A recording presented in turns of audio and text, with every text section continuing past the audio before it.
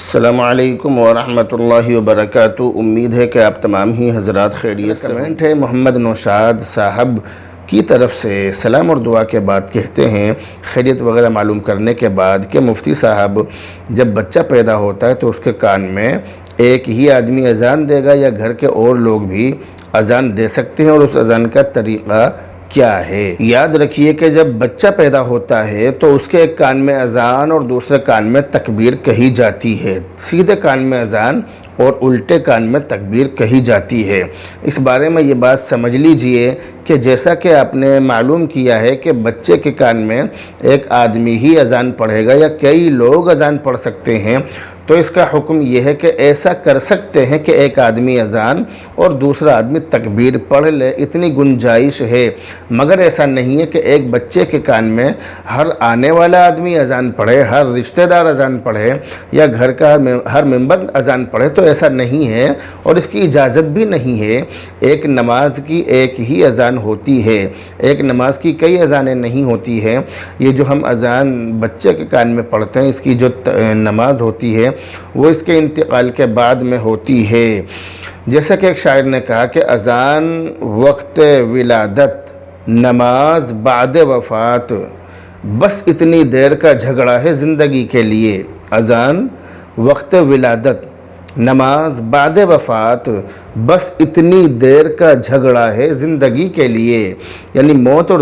زندگی کے، پیدائش اور موت کے بیچ میں اتنا ہی وقت ہے جتنا اذان اور نماز کے درمیان ہوتا ہے۔ تو اس بارے میں یہ بات سمجھ لیجئے کہ بچے کے کان میں اذان ایک ہی پڑھی جائے گی، بار بار اذانیں نہیں پڑھی جائیں گی، اس بات کا دھیان رکھا جائے۔ اب آپ نے معلوم کیا ہے کہ اذان پڑھنے کا طریقہ کیا ہے، تو اس بارے میں یہ بات یاد رکھیے کہ پیدا ہونے والے بچے کے کان میں اذان پڑھنا یہ سنت ہے، اور یہ عمل، یہ کام اللہ کے نبی علیہ السلام سے بھی ثابت ہے، اور اس کے بارے میں حدیثوں کی کتابوں میں بہت ساری احادیث موجود ہیں۔ چنانچہ حدیث سے معلوم ہوتا ہے کہ بچے کی پیدائش کے بعد اس کے کان میں اذان دینا یہ سنت ہے۔ ایک حدیث میں اللہ کے نبی علیہ السلام کا ارشاد ہے کہ جس شخص کے یہاں بچہ پیدا ہو اور وہ اس کے دائیں کان میں اذان اور بائیں کان میں تکبیر پڑھے، تو ایسی صورت میں وہ بچہ ام الصبیان جو بیماری ہے، اس بیماری سے اس کو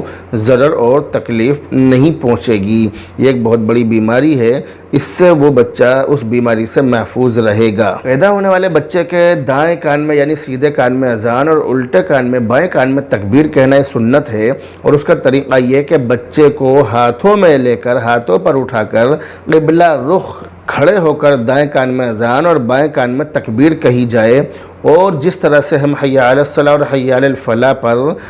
اپنی گردن کو ادھر ادھر گھماتے ہیں، تو اسی طرح سے اس اذان میں بھی گھمایا جائے، یعنی حی علی الصلاۃ کہتے وقت سیدھی طرف اور حی علی الفلاح کہتے وقت الٹی طرف، بائیں طرف ہم اپنی جو منڈی ہے، اپنا جو سر ہے، اس کو گھماتے ہیں، تو اس اذان میں بھی ایسے ہی گھمایا جائے۔ یہ بھی دھیان رہے کہ بچہ اور بچی اذان کے حکم میں برابر ہیں، یعنی دونوں کے لیے حکم یہ ہے کہ ان کے سیدھے کان میں اذان اور الٹے کان میں تکبیر کہی جائے۔ اور ایک بات یہ بھی یاد رکھیے کہ پیدا ہونے والے بچے کے کان میں جو اذان دی جائے گی وہ اذان کون سی ہوگی؟ فجر کی ہوگی، ظہر یا عصر، مغرب، عشاء، ان نمازوں میں، ان اذانوں میں سے کون سی ہوگی؟ یعنی فجر کی اذان ہوگی یا باقی جو نمازیں ہیں ان کی اذان ہوگی؟ کیونکہ بہت سارے لوگوں کے ذہنوں میں یہ بات ہوتی ہے کہ بچہ پیدا ہوا ہے، گویا وہ نیند سے بیدار ہوا ہے، تو فجر کی اذان ہونی چاہیے اور الصلاۃ خیر من النوم بھی پڑھا جانا چاہیے۔ تو اس بارے میں یہ بات سمجھ لیجئے کہ ایسا نہیں ہے،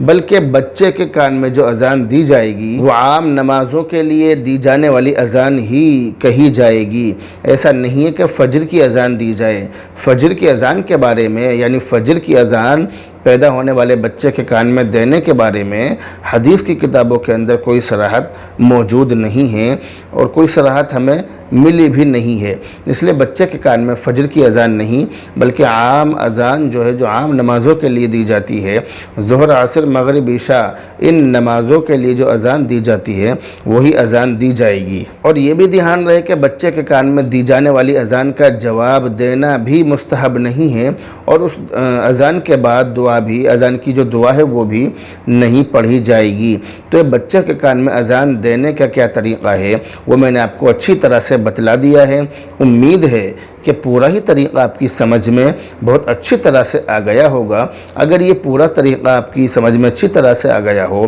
تو آپ کمنٹ کر کے ہمیں ضرور بتائیں۔ بہرحال اب آپ سے رخصت ہوتے ہیں، دعاؤں میں یاد رکھیں۔ السلام علیکم ورحمۃ اللہ۔